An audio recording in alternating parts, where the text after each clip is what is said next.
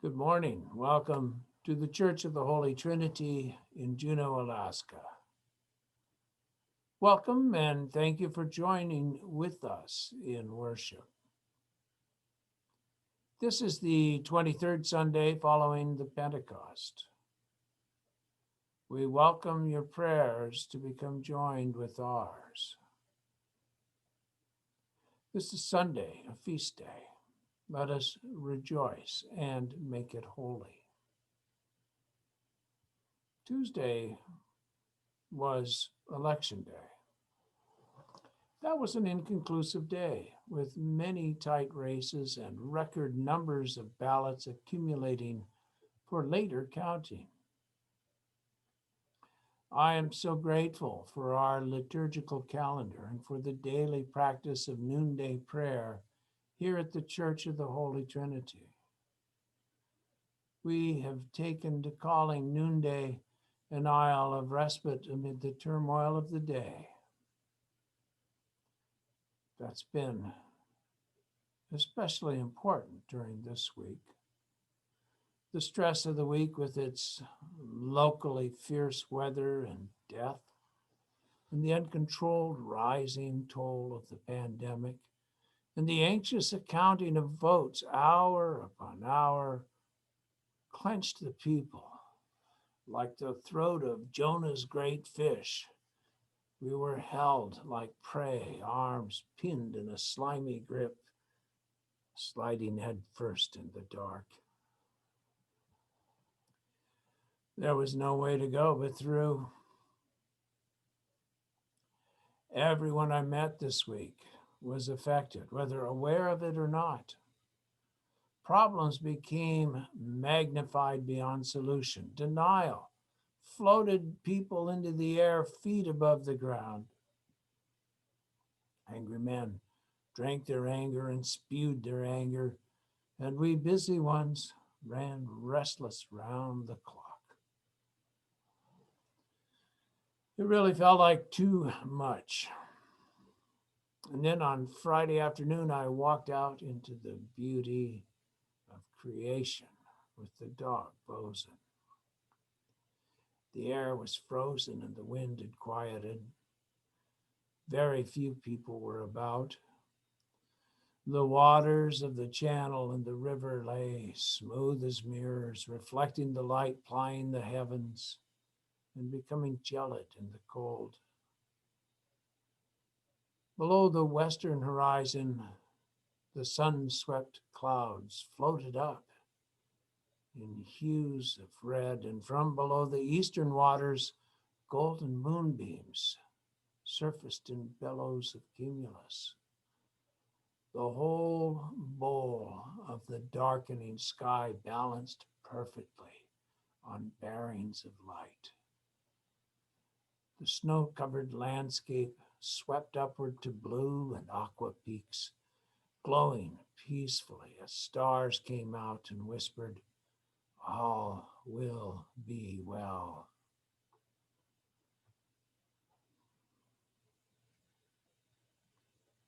I wonder, was that how evening came upon those 10 bridesmaids waiting out in the courtyard of Jesus' imagination, with the peaceful fading of color into the blue canopy as the stars came out? Did they giggle and jostle, holding their lamps in the growing dark, excited to gather for the feast? And then, as the bridegroom was delayed, and all of them became drowsy and slept, did they sit snuggled together to stay warm under the stars? Who were these young women waiting to meet the bridegroom? Were they friends of the bride? Or maybe servants of the bride? Or were they like Esther, competitors for the affections of a bride-seeking king? Our Bible translation calls them bridesmaids, while the same word in Matthew is also translated young women or maidens. or virgins. The English word changes as we go back into the history of English translation. The difference is due to changes in meaning of the language, of the English language over centuries, and it offers not a clue to the young women's intention. What is clear, the role of the young women seems to have been involved in bringing light to the wedding party. It's also clear that Jesus says 5 of them were foolish and 5 were wise. And he then explained the basis of judgment. The wise ones brought extra oil and the foolish ones did not. So, is this a story about prudential saving? About the need to store things up, maybe hoard a little extra to get by in case things don't work out quite as planned? Well, that's certainly a reasonable life skill, and the story could be used to support it. But this is the same Jesus who said, "Consider the lilies. They neither toil nor spin." And he said, "You received without payment. Give without payment. Take no gold, no bag for your journey. And I'm sending you out like sheep in the midst of wolves." So it may be prudent to dig a little more into the story for meaning, especially since it begins, Jesus said, "Then the kingdom of heaven will be like this." What's at stake seems to be of more significance than an invitation to a party. It's apparently the kingdom of heaven that's to be understood. And at the conclusion of the story, Jesus says, "Keep awake, therefore, for you know neither the day nor the hour." This sums up not only the story of the 10 bridesmaids, but a whole section of the gospel from the apocalypse through preparation for the return of the kingdom. "Heaven and earth will pass away, but my words will not pass away," it begins. "But about that day and hour no one knows, neither the angels of heaven nor the Son, but only the Father. So you also must be ready, because the Son of Man will come at an hour when you do not expect him." Now we have the point of this, which is not so much stock up as wake up, be ready. Jesus tells us this charming story because he wants none of us to miss out.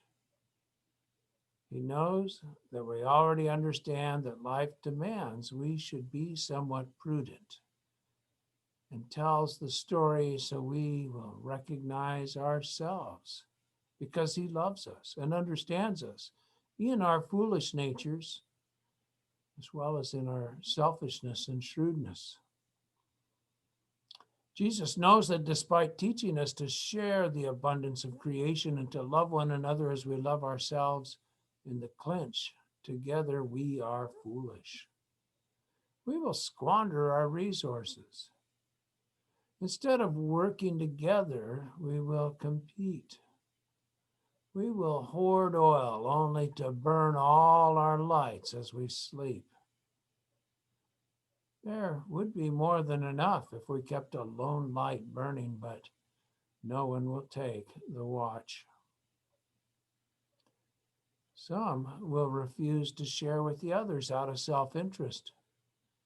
Some will turn greed into a virtue, confusing and misdirecting the others. In the middle of the night, they'll say, "Go and get oil at the dealer's." Instead of sending one buyer for all, the wise may exploit a surprise, a rival, and send 5 competitors away. Jesus knows that in the innocence of their hearts, 5 will go, and they will discover that the door's been barred behind them. Without faithful and wise leadership, lives are squandered and resources are wasted in fighting, competing, and fear. When our leaders are wicked and self-serving, we divide against one another. There is no common defense. There's injustice, oppression, and poverty. And there will be weeping and gnashing of teeth. And then the kingdom of heaven will be like this. 10 bridesmaids are needed for a wedding feast. 5 as wise as serpents and 5 as innocent as doves. And all are welcome, all are needed. So Lord, give us oil in our lamps, keep us burning. Lord, give us joy in our hearts, keep us praising.